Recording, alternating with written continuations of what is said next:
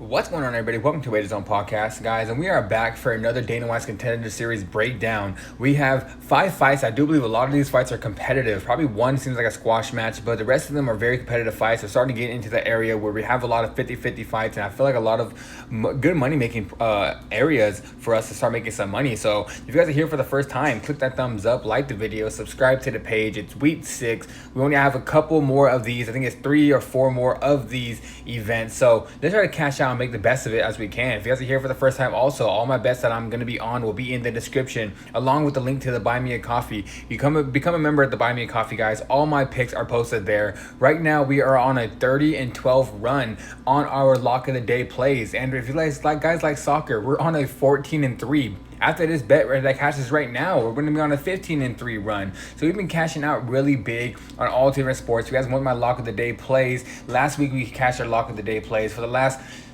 every single week of the Dana White's Contender Series, I feel like we've cashed every single one. I think we're 4-1 so far on a lock of the day on a Contender Series. So like I said, the link will be in the description. Go become a member and get my lock of the days. So alright, guys, let's get right into this video. First fight of the night is going to be Rafael Tobias taking on Jair de Oliveira. This one, guys, I'm taking Tobias. I think he does it by either ground and pound or sub. I think this is going to be the only fight that's kind of like not as competitive. I think Tobias takes him down right away, gets a lot of the ground control, ends up ground and pounding him, or probably eventually getting the submission. I want to say submission, but we could get a ground and pound finish. But either way, he will finish his fight inside the distance. So give me Rafael Tobias. I do believe he gets the fight done on the floor by a finish in that first round.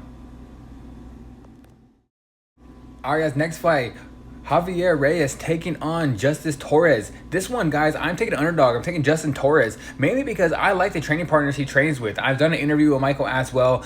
Joshua Van has been training with him very well, and a lot of these guys have really good boxing. I think the boxing is going to come out to it. And from you seeing, Joshua Van and Michael Aswell tend to have some decent takedown defense. So I believe just with the training he's been in, Javier Reyes is going to try to get him in that clinch, try to get him to the floor, but I don't believe he's going to be able to. And I think Justin Torres on the feet is going to have the better boxing and land the more crisp combinations. So give me this guy. I'm taking the underdog, and I think he does it by knockout. Give me Justice Torres.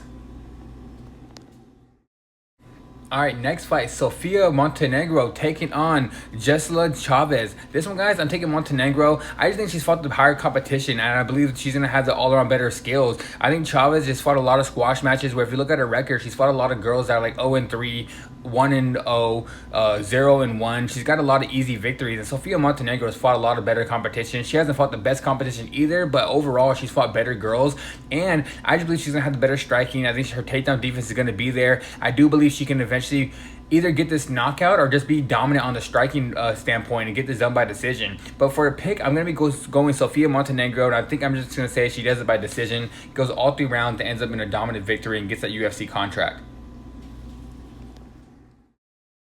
Alright, guys, this next fight is probably going to be the most competitive fight on the card. It's going to be Brian Zurcher taking on Murtazali Magomedov. This one, guys, I'm taking Zurcher. Honestly, I was leaning Magomedov a little bit after I watched a little bit of the tape, but then I just seen Zurcher. He's training with he went to Dagestan and trained with Islam and Khabib in that camp out there. And Magomedov's going to try to get this fight to the floor and try to use his wrestling and submission game to get this fight done. Zurcher's a way better striker. If you look at the tape, he has way better boxing and better striking overall. And if he has that takedown defense, I think he's going to have training with Khabib and training with Islam for at least the last few months. I do believe if he stops these takedowns, he's going to be the way better striker, and I just see more past the victory for Zurcher. So for this one, give me Zurcher. I think he stops the takedowns, ends up knocking this guy out. I want to say the second round. So Zurcher's the pick via knockout.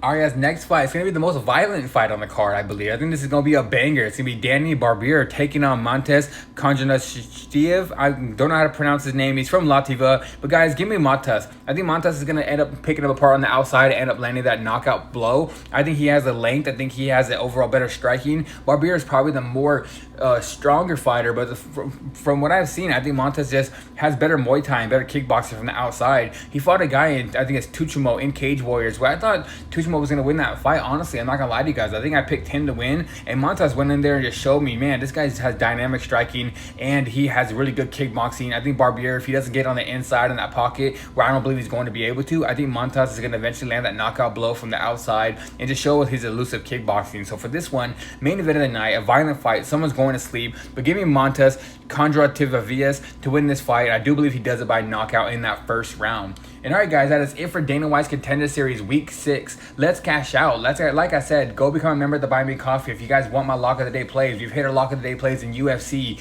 KSW, Octagon. Guys, we've been cashing out really big. So if you guys want my Lock of the Day plays, go become a member there. Click that thumbs up, like the video, subscribe to the page. All my bets and the link will be in the description. And all right, guys, I'm out of here. Let's cash out for this Week 6 of Dana White's Contender Series.